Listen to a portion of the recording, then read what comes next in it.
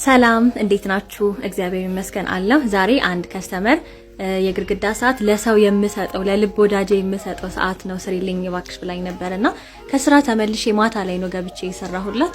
በጣም ነበር ደስ የሚለው ስራው። ግን ከባዱ ነገር መብራት እየጠፋብኝ ነበር የሰራሁት። እናቴ እንደዚህ ላይ ታስይዤ ምናምን ነው ስሰራ የነበረውና ፋይናሊ ግን መብራት የጠፋበትም አይመስልም ነበር ሪዛልቱ ስራ። ከዛ እዚህ ጋር ደግሞ ዲቴል እየሰራሁላት ነበረ።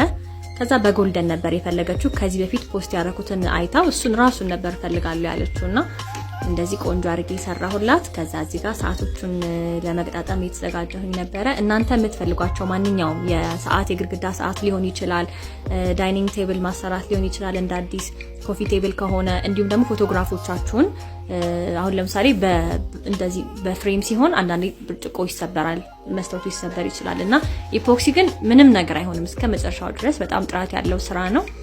ከዛ ቁጥሮቹን እዚህ ጋር ገጣጠምኩኝ ለጠፍኳቸው።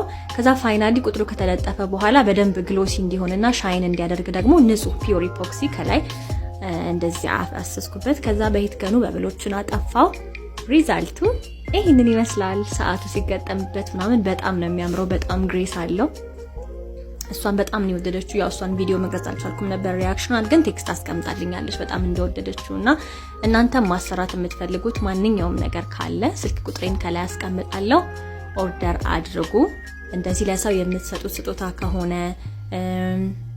የተለያዩ ነገር ፎቶግራፎቻችሁን ከፈለጋችሁ ማዘዝ ትችላላችሁ። ስላያችሁኝ በጣም ነው የማመሰግነው። ቴንክ ዩ። መልካም